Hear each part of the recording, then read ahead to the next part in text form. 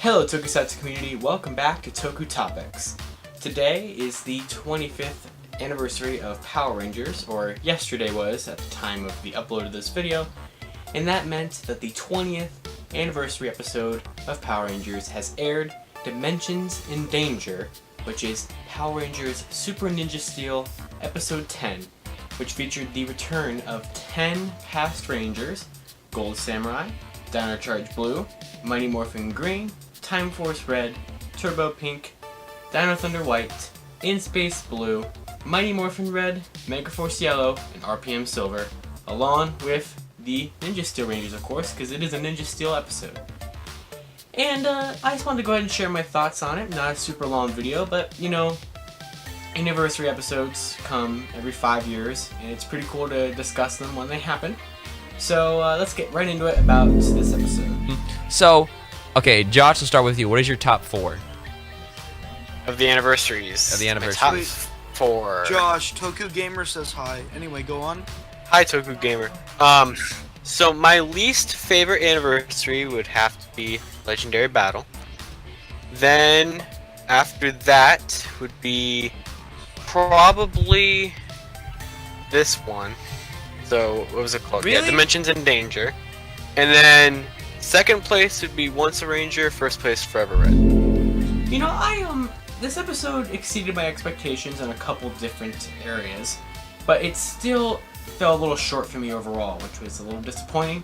But that doesn't mean that the episode was bad by any means, because I thought, especially for a Super Ninja Steel episode, it was pretty decently good. This episode will inevitably be compared to the Legendary Battle fiasco from Super Mega Force. And there's nothing that really could have been done to prevent that comparison because of the sour taste that episode left in everyone's mouths. But you know, this was a lot better. The Rangers who returned actually had speaking parts and more of an active role in the episode, and they did new things, they built upon old things, and it was pretty cool. The returning Rangers, I still think, were not handled perfectly. I think they brought back too many Rangers than they had time to deal with. And I think that really is the sole problem of this episode, is that it's only a 30-minute episode, yet it is only a 30-minute episode. And they're trying to fit in so much stuff in 30 minutes that it feels like an extended version or an hour-long or a two-parter was really, really needed to tell this full story, and not super, super quickly like it was. And, you know, it's like, the Rangers that they got back were pretty cool. I mean, you have, like, you know, some Neo-Saban era Rangers, some Saban era Rangers, some Disney era Rangers. Like, it's cool that they brought back different eras of Power Rangers to be represented during the 25th anniversary, but more Rangers got more focus than others. The prime, like, sole characters who came back and were the most important were Tommy, Wes, and Gemma, and Koda, and that was pretty cool. That was also where one of my other major complaints comes in, and that is Koda and Preston didn't share any special scene or any kind of connection at all. And granted, their characters aren't related, but their actors are, and it would have been really cool, and I know a lot of Ranger fans would have loved to see a Sudarso brothers scene on screen like that.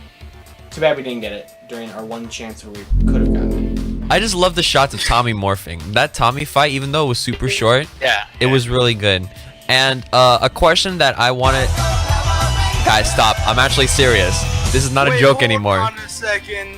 But wait, if Super Mega Force is here, when is the new Ranger keys coming out? At Hasbro. So. Oh no, I don't want Hasbro to do that. Stay far away, Hasbro. Tommy was actually my favorite part of this episode. I really, really, really enjoyed his new Master Morpher. That thing looks really cool. The way he used it to gain the Red Zeo Ranger powers, the White Mighty Morphin powers, the Green Mighty Morphin powers, the Black Dino Thunder powers. The only Ranger set that he didn't use was the Red Turbo, which was a little odd, but still cool that we got to see like a PowerPoint-like design for Red Zeo in the Morpher, and he'd be like Red Zeo, and he was Red Zeo for like 5 seconds, but still, I thought it was really, really cool. And I didn't expect them to show off Zeo. Mighty Morphin Green was shown in the trailer, so was Dino Thunder Black. But Mighty Morphin White and Red Zeo were surprises that I did enjoy. Another surprise related to Mighty Morphin White was the Falcon Zord being in the final battle against Dravon. That was pretty unexpected, and when it showed up, definitely put a smile on my face. I definitely kind of cheered a little bit. I was like, oh my gosh, the Falcon Zord. that was cool. That was really cool. And I really got to give the prop designers really good attention to detail by having the same house from Dino Thunder being in this episode as Tommy's house. That is an amazing attention to detail that I never would have actually expected them to get correct, but they did. And they also teased and showed off that Tommy is a father now, with a son named JJ, which I'm assuming will be the son that will be the main focus of the Soul of the Dragon one-shot graphic novel from Boom Studios that comes out later this year.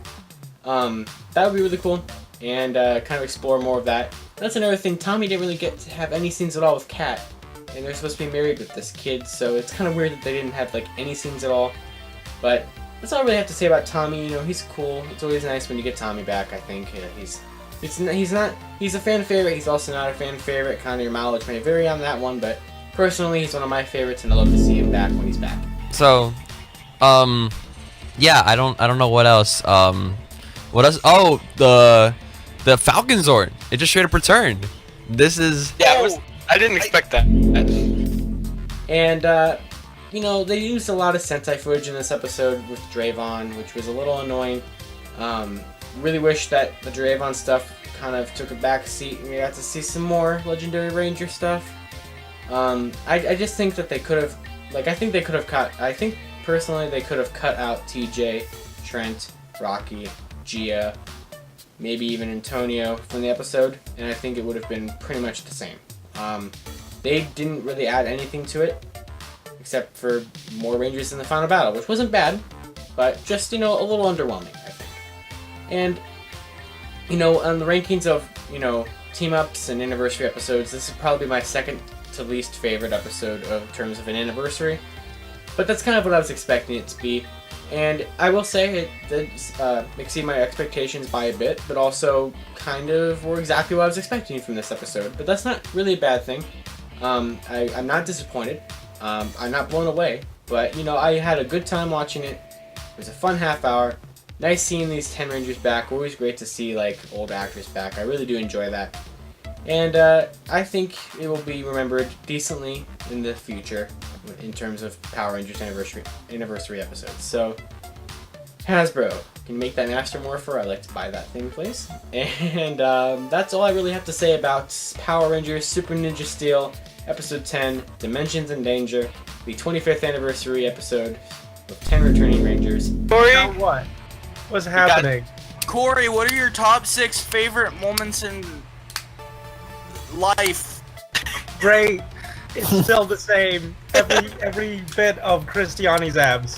The top left, top right, middle left, middle right, bottom left, bottom right. Perfect.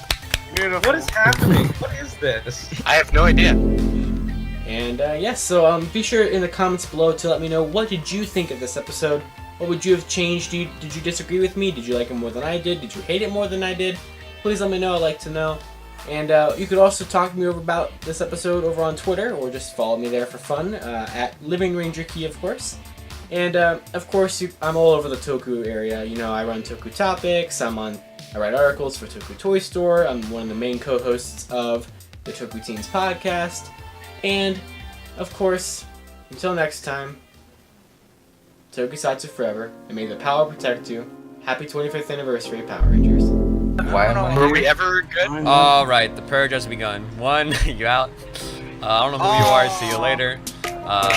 Corey, out. No. Don't forgive me! And the snap has occurred. Alright, and I'll forever miss him. Chris is cool. Wait, before you do anything with Chris. and Getch is gone. I watched it with my. And Josh is gone too.